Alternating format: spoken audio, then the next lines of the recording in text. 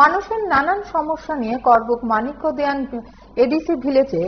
Deputation দেয় CPIM. মঙ্গলবার দলের নেতাকর্মীরা মিছিল করে মোট 6 দফা দাবিতে ডেপুটেশনে মিলিত হন। তাদের দাবিগুলো ছিল করবুক ব্লকের অধীন বেশ কয়েকটি রাস্তা মেরামত করা, রেগার কাজের মাধ্যমে অবিলম্বে নালা সংস্কারের ব্যবস্থা গ্রহণ করা, সামাজিক ভাতায় অপেক্ষমান তালিকায় যাদের নাম রয়েছে তাদের অবিলম্বে সামাজিক ভাতা প্রদান করা, জঙ্গিদাস পাড়া থেকে ভুলনাথ পাড়া পর্যন্ত নতুন করে রাস্তা সংস্কার করা প্রভৃতি।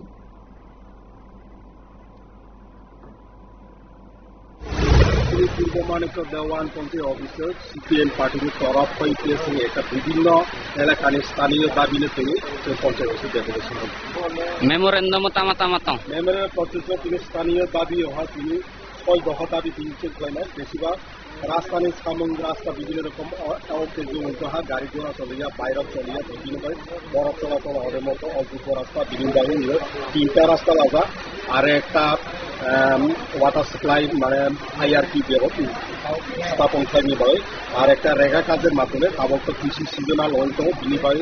এই যে কৃষি সিজনের নামে যে নালা রাউন্ড সংস্কৃত পানি জানি পাবে 6 দফা দাবি লাগবে আর একটা মেন দাবি হওয়া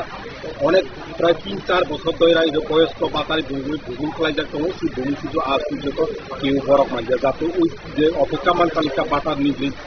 যারা ভূমিহীনরা কোনো অবিলম্বে তাড়াতাড়ি সিপিপির মাধ্যমে ব্যবস্থা খাইতে অভিযোগ করেছেন দাবি